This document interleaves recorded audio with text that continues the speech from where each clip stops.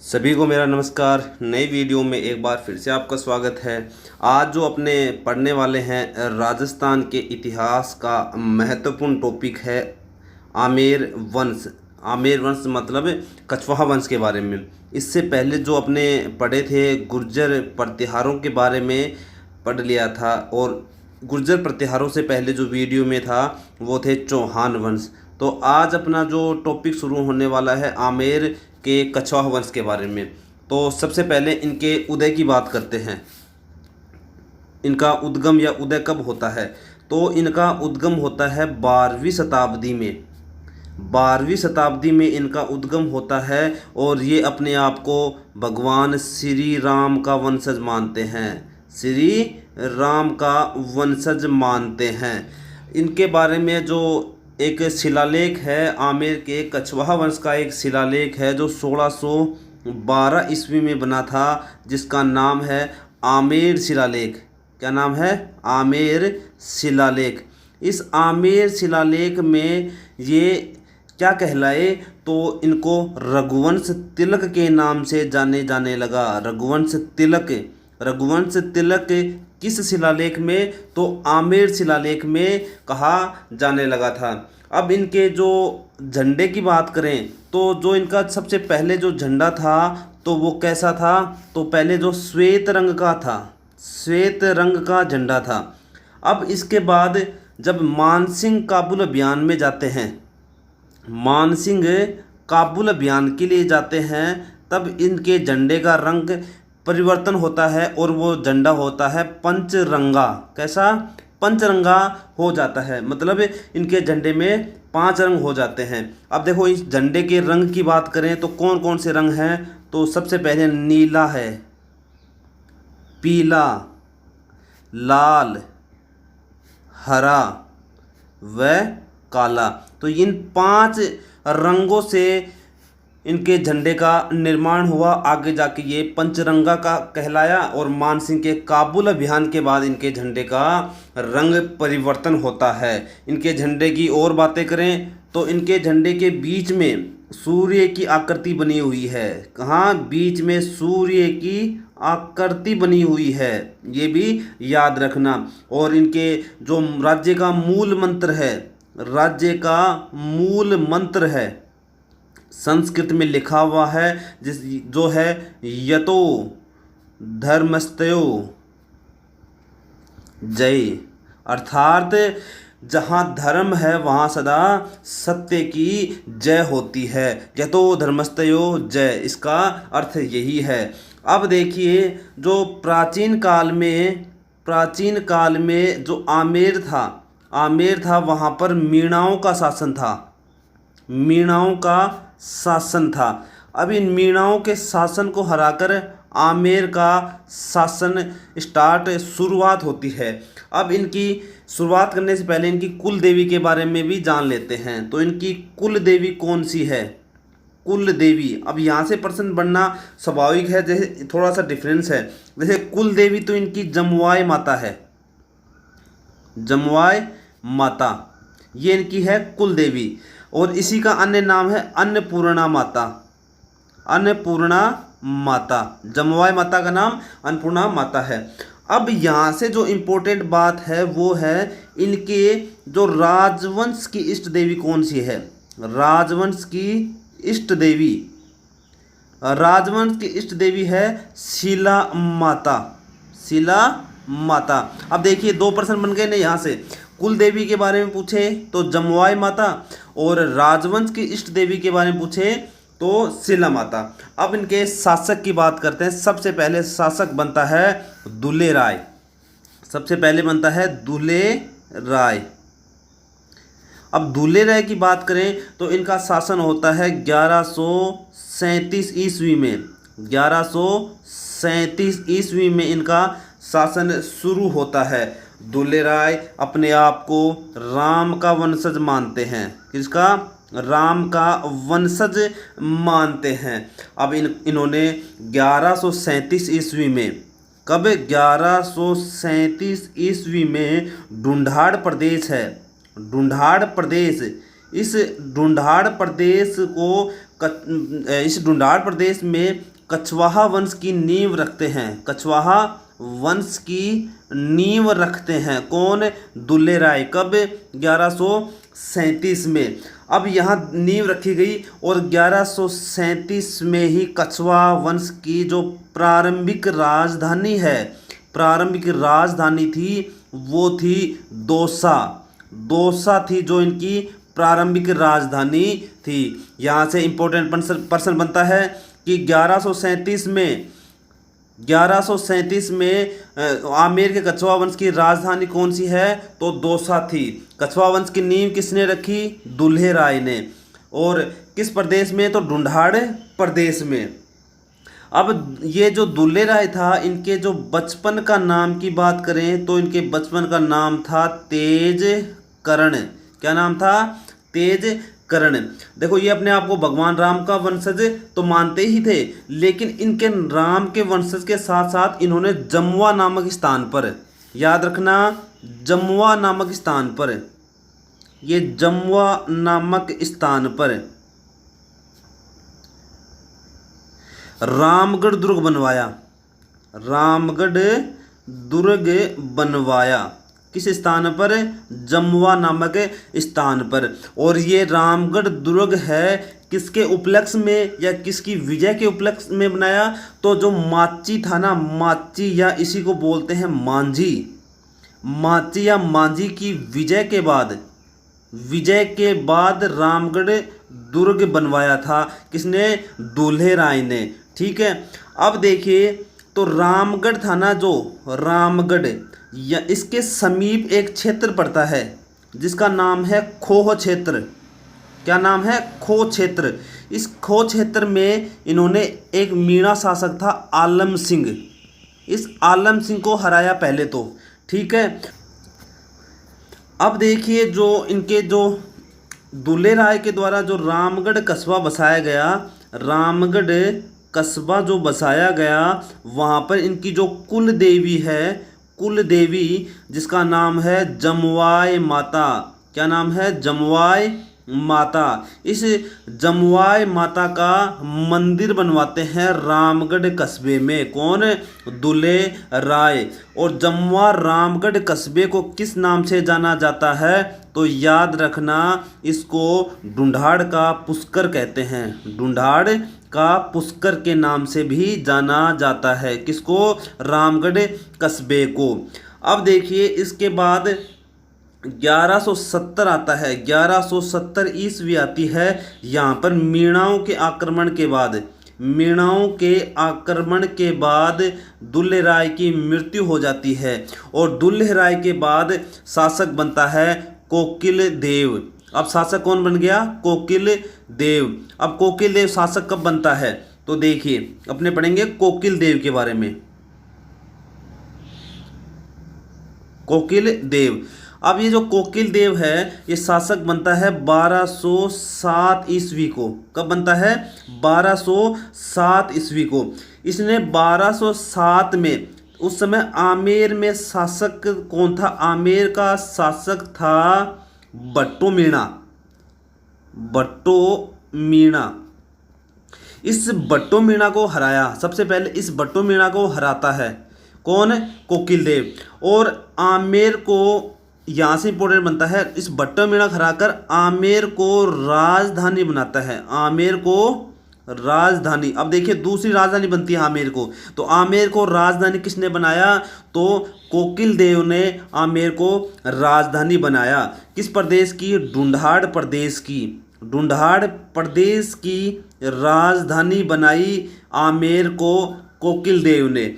अब ये जो ढूंढाड़ प्रदेश की राजधानी कब तक रही? तो 1727 ईस्वी तक। 1727 ईस्वी तक ढूंढाड़ प्रदेश की राजधानी रही।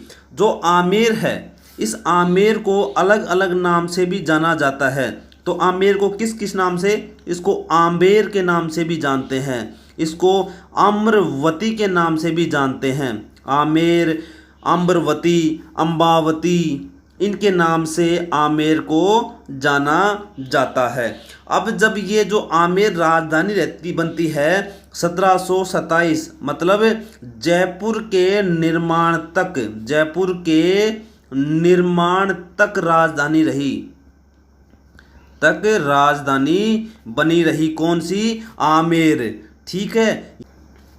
अब यहाँ से कोकिल देव के शासनकाल की बात चल रही है, तो यहाँ से दो व्यक्ति और बनते हैं। एक नाम है नरु व शेखा। ये दो व्यक्ति हैं, इन्होंने दो शाखाएं बना दी, दो अलग अलग शाखाएं बना दी। ठीक है। ये दो शाखाएं किसके काल में? कोकिल देव के काल में बनती हैं। अब देखिए, कोकिल देव के समय एक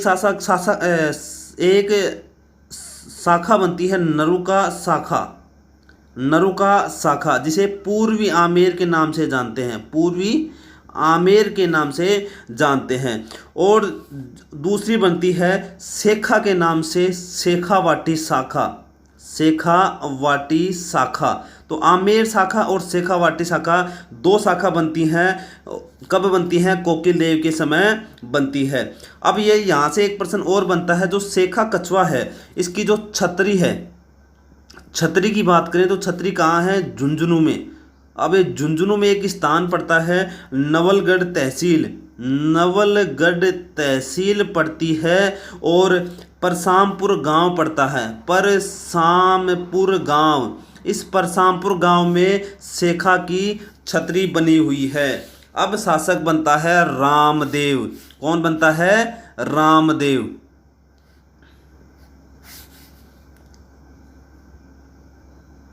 रामदेव, या इसी को बोलते हैं राजदेव।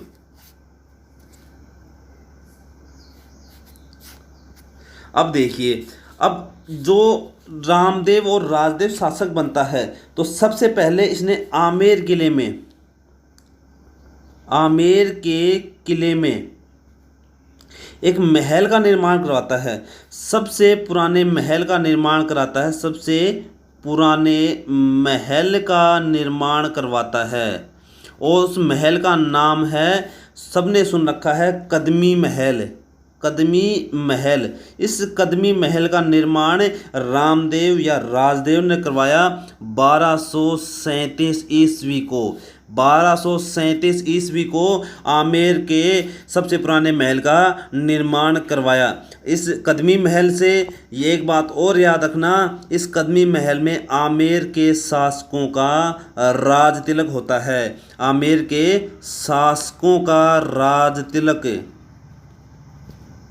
कहाँ होता है? तो कदमी महल में होता है। अब शासक बनता है पृथ्वीराज कछवा। अब पृथ्वीराज कछवा की बात करें तो देखो, अंतिम शासक इनसे पहले थे रावचंद्र सेन। इस रावचंद्र सेन का बेटा था पृथ्वीराज कछवा, और ये पृथ्वीराज कछवा है अपने आप को विष्णु का भगत मानता है। विष्णु का भगत कौन था? पृथ्वीराज कछवा। अब यहाँ से इंपॉर्टेंट बात क्या है कि अब तक ये अपने आप को राम का वंशज मानते हैं, लेकिन पहली बार पृथ्वीराज कछवा के समय विष्णु भगत के रूप में प्रसिद्ध होती है। अब पृथ्वीराज कछवा 17 मार्च 1527 को एक युद्ध होता है, जिसका नाम है खानवा का युद्ध, खानवा का युद्ध। इस खानवा के युद्ध में किसकी सहायता? राणा सांगा की सहायता करी थी, राणा सांगा की सहायता करी थी। किसने? पृथ्वीराज कछवा ने। अब देखिए, इसकी सहायता करी थी राणा सांगा की। अब इस राणा सांगा के नाम पर ही अपने बेटे का नाम भी रखा, जिसका नाम रखा सांगा, सांगा कछवाहा। किसका नाम है? पृथ्वीराज बेटे के नाम पर, पृथ्वीराज कछवाहा अपने बेटे का नाम राणा सांगा के नाम पर सांगा रखा, और ये सांगा के नाम पर सांगानेर कस्बा बसवाया, सांगानेर कस्बा बसवा देता है। अब देखिए आगे चल के पृथ्वीराज कछवा के समय, पृथ्वीराज कछवा के समय जयपुर में, याद रखना, जयपुर में गलताजी प्रसिद्ध है ना, गलताजी। गलताजी जो प्रसिद्ध है उसमें कृष्णदास प्यारी, कृष्णदास प्यारी के द्वारा रामानंदी संप्रदाय, रामानंदी रामानंदी संप्रदाय की पीठ रखी। रामानंदी संप्रदाय की पीठ रखी किसने? कृष्णदास प्यारी ने। ठीक है, कृष्णदास प्यारी के द्वारा रामानंदी संप्रदाय की पीठ की स्थापना होती है। अब पृथ्वीराज की जो एक चहेती रानी थी जिसका नाम था बालाबाई, ये बीकानेर के शासक का नाम है लूणकरण। इस लूणकरण की बेटी थी जिसका नाम था बालाबाई, और ये बालाबाई पत्नी किसकी थी? तो पृथ्वीराज कछवाहा की पत्नी थी। इसने विवाह से पूर्व ही संत कृष्णदास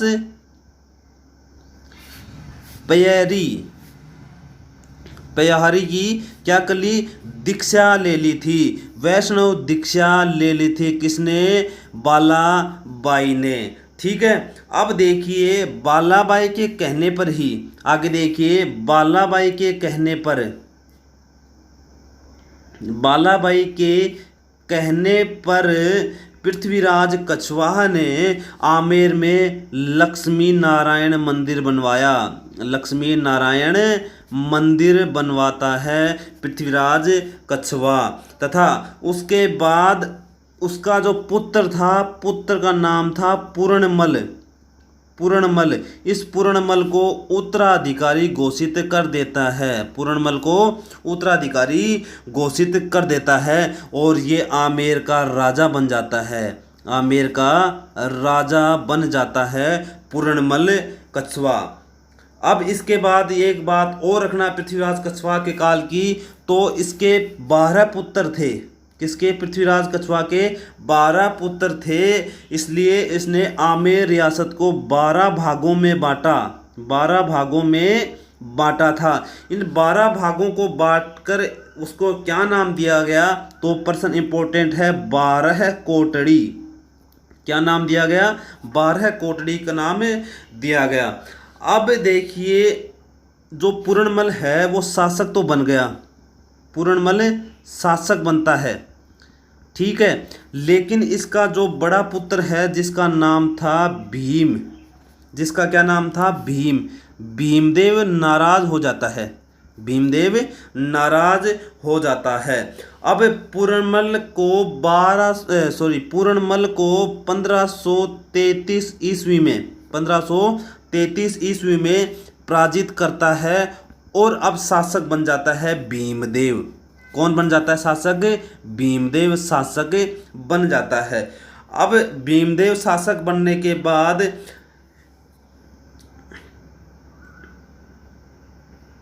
इसके शासक बन जाता है। अब इनका शासनकाल ज़्यादा समय तक नहीं रहा। अब शासक बनता है रतन सिंह। अब शासक कौन बनता है? रतन सिंह।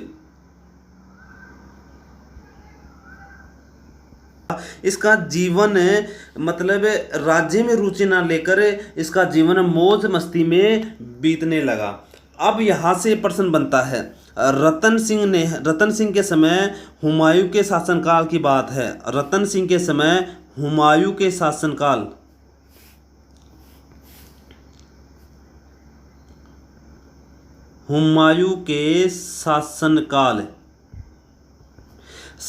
की बात 1540 की बात कर रहे हैं, 1540 ईस्वी की बात कर रहे हैं। तब तक तो ये स्वतंत्र था। कौन? रतन सिंह। ठीक है, हुमायूं के शासनकाल में तो ये स्वतंत्र था, परंतु यहाँ शासक बन जाता है शेर शाह सूरी। 1540 में ये शासक बनता है शेर शाह सूरी। अब इस शेर शाह सूरी की ये दास्ता स्वीकार कर लेता है रतन सिंह कछवाहा। अब देखिए पहली बार दास्ता स्वीकार करने वाला आमेर का कछवाहा वंश का शासक कौन था? तो वो था रतन सिंह। शेर शाह सूरी के दीनता स्वीकार कर लेता है। अब देखिए रतन सिंह ने शेर शाह सूरी के दीनता स्वीकार की और इसकी कायरता का लाभ उठाते हुए इसका चाचा था सांगा कछवाहा। इसका चाचा था सांगा कछवाहा। अब इस सांगा कछवाहा ने अपने साथ मिलाता है जैत सिंह को। इसने जैत सिंह को साथ मिलाया और इस जैत सिंह के सहयोग से सांगानेर व मोजमाबाद सांगानेर व मोजमाबाद को जीतकर स्वतंत्र घोषित कर देता है सांगा कछवा। ठीक है, अब सांगा की मृत्यु हो जाती है। ठीक है, सांगा की मृत्यु हो जाती है। इसका जो छोटा भाई है बारमल है ना, वो क्या करता है, रतन सिंह के साथ शत्रुता रखता है। बारमल इसके साथ शत्रुता रखता है, किसके साथ, रतन सिंह के साथ शत्रुता रखता है। अब रतन सिंह के छोटे भाई का नाम था आसकरण था रतन सिंह का छोटा भाई। ठीक है, इस आसकरण को बारमल क्या करता है, बहका देता है। बारमल आसकरण को बहकावे में आकर रतन सिंह को विष देकर मार देता है। कौन, आसकरण। ठीक है, और समय आमेर का राजा बन जाता है। कौन बन जाता है, आसकरण। किसका भाई, रतन सिंह का छोटा भाई था। अब बारमल के जो बारमल इधर ये सब देख रहा था, तो बारमल ने आसकरण को अपने भाई का हत्यारा बताया। अब यहाँ से चालबाजी शुरू होती है। आसकरण को बताया हत्यारा, किसका, अपने भाई का हत्यारा बता देता है। अब इस हत्यारा बताते हुए जून 1547 आती है। जून 1547 में खुद क्या बन देता है, राजा बन जाता है। बारमल राजा बन जाता है। कहाँ का, आमेर का राजा बन जाता है बारमल। अब बात करते हैं बारमल की। अब बात करने वाले हैं अपने बारमल की। बारमल या इसी को बोलते हैं बिहारी मल। इनका शासनकाल 1547 से 73 तक, 1547 से 73 तक इनका शासक रहते हैं। जब ये जो बारमल है शासक बनता है, तब इसकी उम्र थी 50 वर्ष। ठीक है, 50 वर्ष की आयु में शासक बनता है। अब बारमल है ना, मजनू खां की मदद से दिसंबर 1556 की बात है। दिसंबर 1556 में पहली बार मुलाकात करता है। दिल्ली में मुलाकात किससे करता है, दिल्ली में अकबर से मुलाकात करता है। किससे, अकबर से मुलाकात करता है। अब यहाँ से प्रश्न बनता है। अब देखिए इंपॉर्टेंट प्रश्न क्या है कि जो बारमल था वो किसकी सहायता से अकबर से मिलता है, तो मजनू खां की सहायता से अकबर से मिलता है। कब, दिसंबर 1556 को। कहाँ, दिल्ली जाकर ये मिलता है। बारमल ने ना दौसा के निकट एक कस्बा बसाया जिसका नाम था लवाण कस्बा। जिसका क्या नाम था, लवाण कस्बा बसाता है बारमल। अब यहाँ से कस्बा बसा दिया। अब इसने क्या किया, ये जो बारमल था ये अकबर को प्रभावित करना चाहता था, मतलब अकबर को खुश करना चाहता था। अब इसने खुश करने के लिए एक बार, इसके काल की बात है, एक हाथी था जो अनियंत्रित हो गया, वो काबू नहीं आ रहा था। तो अकबर के सामने इसने क्या किया, उस हाथी को काबू कर लिया। इस हाथी को काबू करने के बाद अकबर बड़ा प्रभावित होता है बारमल से। अब आगे चलता है, इनकी दास्तां की बात करते हैं। बारमल की दास्तां की बात करते हैं। तो आमेर पर बारमल के समय उसके अन्य वंशजों ने भी अपना दावा किया था, क्योंकि इधर इसके जो पूर्णमल था, बारमल के समय इसके वंशज थे अलग अलग, उसने भी दावा शुरू कर दिया कि भाई हम यहाँ के राजा हैं या हम राजा बनना चाहते हैं। तो जो पूर्णमल था, बालाबाई का बेटा पूर्णमल, जिसको भीमदेव ने हराया था, तो इसका पुत्र था सूजा। वो कहाँ था, मेवात का सूबेदार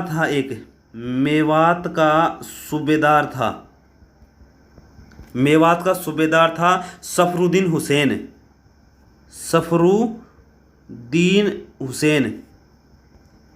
इस सफरुद्दीन हुसैन की सहायता से इसने आमेर का राजा बनने की कोशिश की, आमेर की गद्दी प्राप्त करने की कोशिश करता है पूरनमल का बेटा शुजा, सफरुद्दीन हुसैन की सहायता से।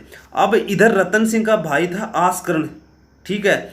अब नागौर का जो हाजी खां पठान की सहायता से, ठीक है, क्यों आस्करण को तो बारमल ने क्या किया, हटाकर राजा बनता है। अब यहाँ पे एक आस्करण भी आस लगाए बैठा है, और ये आस्करण है, इसने नागौर का जो एक काजी था, नागौर का काजी था, इस नागौर के काजी मतलब नागौर का काजी था जिसका नाम था हाजी खां पठान, हाजी खां पठान।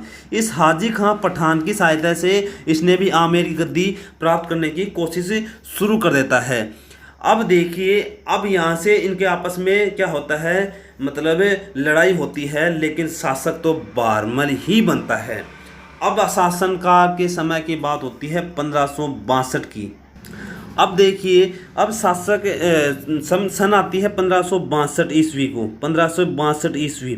अब ये 1562 ईस्वी में अकबर है, जो अकबर है वो यात्रा करता है, कहाँ की, अजमेर की, अजमेर की यात्रा करता है, और अजमेर में ख्वाजा साहब की दरगाह में जाता है, ख्वाजा साहब की दरगाह में जाता है, कब, 1562 में। अब यात्रा करनी शुरू कर देता है, लेकिन यहाँ से अजमेर जाने से पहले यह सांगानेर में आता है, सांगानेर में रुकता है। यहाँ सांगानेर में इसकी मुलाकात होती है बारमल के साथ, बारमल के साथ मुलाकात हो जाती है, और मुलाकात करवाने वाला व्यक्ति था, मुलाकात करवाने वाला व्यक्ति का नाम था चगताई खां, चगताई खां। कब, 1562 में, ये याद रखना, चगताई खां था जो मतलब सांगानेर कस्बे में बारमल की मुलाकात करवाई थी अकबर के साथ। अब अकबर से 20 जनवरी 1562 की बात है, 20 जनवरी 1562 की बात है, यहाँ पर ये मिलता है, और इम्पोर्टेंट बात ये रखना, यहाँ पर अधीनता स्वीकार कर लेता है, अधीनता स्वीकार कर लेता है, इम्पोर्टेंट बात है अधीनता। अब देखिए, बारमल जो शासक था अकबर की अधीनता स्वीकार की, मतलब जो कछुआ वंश में अधीनता स्वीकार करने वाला प्रथम शासक है। अब देखिए बारमल था ना, जो बारमल है वो राजस्थान का प्रथम शासक था, राजस्थान का प्रथम शासक था जिसने मुगलों की अधीनता स्वीकार की, मुगलों की अधीनता स्वीकार करी, ठीक है, मुगलों की अधीनता स्वीकार की। अगर बात करें वंश की, शासक तो बारमल था, लेकिन वंश की बात करें तो कछवाहा वंश था जिसने मुगलों की अधीनता स्वीकार की। राजस्थान का पहला जो राजपूतों का वंश था कछवाहा वंश, जिसने मुगलों की अधीनता स्वीकार करते हैं। लेकिन यह अधीनता स्वीकार करने के साथ साथ ही इसने वैवाहिक संबंध भी बनाए। 1562 की बात है, इस बारमल की पुत्री थी जिसका नाम था हरखा बाई, जिसका नाम था हरखा बाई, इसी का नाम था जोधाबाई, जोधाबाई, हरकाबाई या जोधाबाई इसी का नाम था। इसका विवाह करवाता है कौन, बारमल, किसके साथ, तो इसकी विवाह करवाता है अकबर के साथ। और सन की बात करें तो सन होता है जब मुलाकात 20 जनवरी की, और सन 5 फरवरी 1562 को विवाह होता है जोधाबाई का अकबर के साथ। अब यहाँ से पहला पर्सन जो इम्पोर्टेंट बनता है, पहला वैवाहिक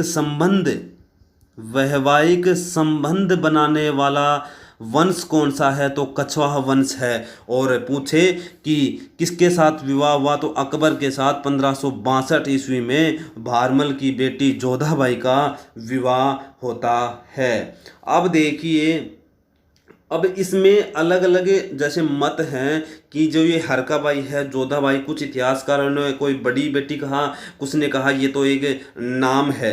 तो इसमें देखिए V.A. स्मिथ है, V.A. स्मिथ, ये जो V.A. स्मिथ है इसकी एक पुस्तक है महान महान मुगल अकबर। इस पुस्तक में ये कहता है कि ये जो भारमल की बेटी है ये इसकी ज्येष्ठ पुत्री है, इसकी ज्येष्ठ पुत्री है, मतलब बड़ी बेटी है, बड़ी बेटी है किसकी, भारमल की। कौन, हरकाबाई। लेकिन जो मथुरा लाल शर्मा, ये जो मथुरा लाल शर्मा है इसकी पुस्तक है जयपुर राज्य का इतिहास। जयपुर राज्य का इतिहास। इस जयपुर राज्य के इतिहास में ये कहता है कि ये जो विवाह की घटना का उल्लेख होता है वो कहीं नहीं जिक्र किया गया। उन्होंने सिर्फ इतना बताया कि जो सांभर नामक स्थान है वहाँ पर अकबर व भारमल का मिलना मात्र बताया, अकबर व भारमल का मिलना ही मात्र बताया मथुरालाल शर्मा ने। लेकिन B.L. पनगढ़िया की बुक थी, B.L. पनगढ़िया की एक बुक थी जिसका नाम था राजस्थान का इतिहास। राजस्थान का इतिहास। इस राजस्थान के इतिहास में उन्होंने जो ये राजकुमारी थी, भारमल की बेटी थी, जिसका नाम बताया हुरका, इसका नाम बताया हुरका नाम बताया, परंतु जयपुर वंशावली में इसका कहीं उल्लेख नहीं है। अब देखिए आगे चलते हैं। दो आगे की बात करें तो जोधाबाई क्या था, एक उपाधि थी। जोधाबाई क्या थी, एक उपाधि थी। क्या थी, उपाधि। जोधाबाई एक उपाधि थी। याद रखना, उपाधि की बात करें तो अकबर व जहांगीर की जो पत्नी थी, पत्नियों में से जो मुख्य पत्नी होती थी, मुख्य पत्नी, उसी को कहते थे जोधाबाई, उसी को कहते हैं जोधा।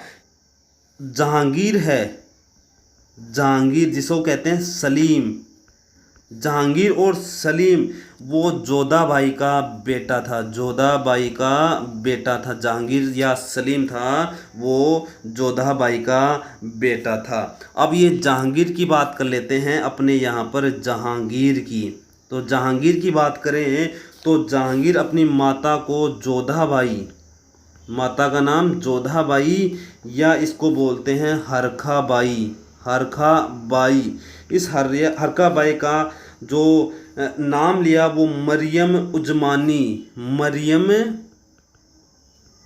उजमानी, मरियम उजमानी नाम है। इसका उल्लेख है तुजुक ए जहांगीरी में, तुजुक ए जहांगीरी में ये उल्लेख किया गया है।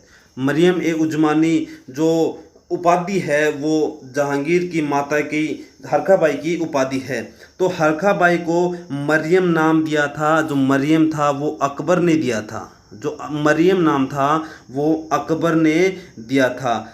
जमानी या उजमानी नामक की जो उपाधि थी, ये जो उजमानी इसी को बोलते हैं जमानी, ये जो उपाधि थी ये उपाधि दी थी शेख सलीम चिश्ती ने, शेख सलीम चिश्ती ने। सलीम चिश्ती के आशीर्वाद से ही तो जहांगीर सलीम पैदा हुआ था। ठीक है, अब देखिए अधीनता स्वीकार कर ली, वैवाहिक संबंध बना लिए। अब देखिए भारमल है ना, भारमल को 5000 का मनसबदार बनाया जाता है, 5000 का मनसबदार बनाया जाता है। वह राजा, इसके साथ साथ अमीर उल उमरा, अमीर उल उमरा की उपाधि दी जाती है। किसको, भारमल को, किसको, भारमल को। उस समय का ये सर्वोच्च पद था, उस समय का सर्वोच्च पद था, उस समय का सर्वोच्च पद था। और इसके बाद इसकी मृत्यु हो जाती है 27 जनवरी 1574 को भारमल की मृत्यु हो जाती है। ठीक है, अब शासक बनता है भगवंत दास। अब शासक कौन बनता है, भगवंत दास या भगवान दास, भगवंत दास या इसी को बोलते हैं भगवान दास। अब देखिए भगवंत दास के बारे में पढ़ते हैं। तो देखिए भारमल के 10 पुत्र थे जिसमें शासक बनता है भगवंत दास। तो भारमल के जो सबसे बड़ा बेटा था भगवंत दास वो शासक बन गया है। ठीक है, तो जो सम्राट था अकबर, ये जो अकबर है इसने 5,000 का तो मनसब दिया, 5,000 का मनसब दिया, वह राज्य का एक टीका दिया, राज्य का टीका दिया भगवंत दास को, ठीक है, राजा बनते ही। अब सन आता है 1568 को। अब देखो इसके ये याद रखना है, शासक कब रहता है, 1574 से लेकर 89 तक, 74 से 89 तक। अब 1568 की बात आती है। अब इस समय अकबर जाता है चित्तौड़ अभियान में। अकबर कहाँ जाता है, चित्तौड़ अभियान में। इस चित्तौड़ अभियान में भगवंत दास ने, है ना, भगवंत दास ने सहयोग किया, किसका, अकबर का। भगवंत दास ने सहयोग किया अकबर का। अब देखिए अकबर ने महाराणा प्रताप को जो समझाने के लिए भेजा था, याद रखना, अकबर ने महाराणा प्रताप को समझाने के लिए जब भेजा था तो सितंबर, यहाँ दूसरे में चक्कर है, सितंबर 1573 की बात है, सन 1573 की बात है। तीसरे 73 का देखो 3 याद रखना, 73 का 3 याद रखना, तो तीसरे संधि प्रस्तावक के रूप में, तीसरे संधि प्रस्तावक के रूप में।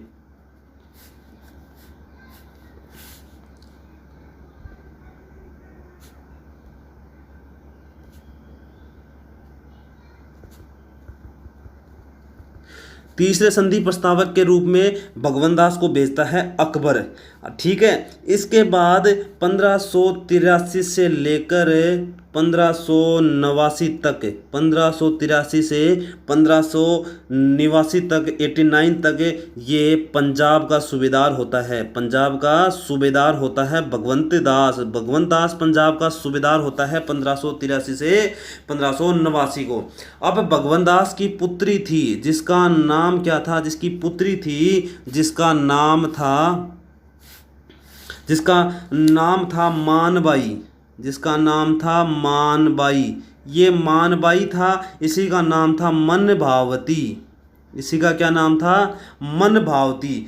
अब इसका विवाह करता है, किसके साथ विवाह करता है, तो अकबर का बेटा था, अकबर का बेटा था जिसका नाम था सलीम। इस सलीम को ही जहांगीर कहते हैं, इस सलीम को ही जहांगीर कहते हैं। इसका विवाह होता है 13 फरवरी को होता है, 13 फरवरी को होता है, 1585 ईस्वी को होता है मान भाई या मनभावती भगवंत दास की बेटी का विवाह होता है। मुगल दरबार में, याद रखना, मुगल दरबार में जो मानबाई थी ना, मानबाई, इसको शाह बेगम कहते थे, शाह बेगम, किसके नाम से, शाह बेगम का पद दिया, ठीक है। जहांगीर अपनी पत्नी मानबाई को क्या कहता है, जहांगीर कहता है, जहांगीर क्या कहता है, सुल्तान निसा, सुल्तान निसा कहता है, किसको, मानबाई, या इसी को शाह बेगम कहते हैं। अब इस मानबाई का जो बेटा होता है, जहांगीर का बेटा होता है खुसरो। अब शासक, इनका बेटा होता है खुसरो, उधर शासक होता है जहांगीर। अब ये खुसरो की बात कर लेते हैं। तो खुसरो के समय मुगल बादशाह के साथ, मुगल बादशाह के साथ क्या कर देता है, विद्रोह कर देता है, ठीक है। खुसरो जो मुगल बादशाह है जहांगीर, उसके साथ विद्रोह कर देता है। और विद्रोह क्यों करता है, क्योंकि ये अपने आप को मुगल बादशाह बनना चाहता है। अब इस विद्रोह में खुसरो का साथ दिया है, यहाँ से याद रखना, सिखों के पांचवें गुरु, सिखों के पांचवें गुरु अर्जुन देव द्वारा, पांचवें गुरु अर्जुन देव के द्वारा खुसरो का साथ दिया गया, ठीक है। अब ये साथ दिया गया तो इसके बाद इसको, अर्जुन देव को पकड़ लेते हैं कुछ समय के बाद, और इसको 1606 ईस्वी में फांसी दे दी जाती है गुरु अर्जुन देव को। अब देखिए आगे जो बात करते हैं अपने मानबाई की, वो सलीम मतलब जहांगीर, सलीम या इसी को बोलते हैं जहांगीर। जहांगीर की एक आदत थी शराब पीने की, शराब पीने की आदत से परेशान हो गई थी। और इसकी एक और आदत थी अफीम का सेवन, अफीम का सेवन करने की आदत से परेशान हो गई थी। और इसने 1604 में आत्महत्या कर ली इस अफीम के सेवन के बाद। यहाँ से याद रखना 15 नवंबर 1589 ईस्वी को भगवान दास की मृत्यु हो जाती है। भगवान दास की मृत्यु हो जाती है। तो कल जो अपने इसी वीडियो में इसी चैप्टर में अगला जो पढ़ने वाले हैं वो रीड के लिए भी इम्पोर्टेंट है। मिर्ज़ा राजा जय सिंह, मिर्ज़ा राजा मान सिंह के बारे में पढ़ने वाले हैं, जो 1589 के काल से 1614 ईस्वी तक का शासनकाल इनका रहा था। इम्पोर्टेंट है, रीड के लिए भी ये टॉपिक इम्पोर्टेंट है, ये याद रखना। तो कल अपने मान सिंह के बारे में पढ़ेंगे। बहुत बहुत धन्यवाद।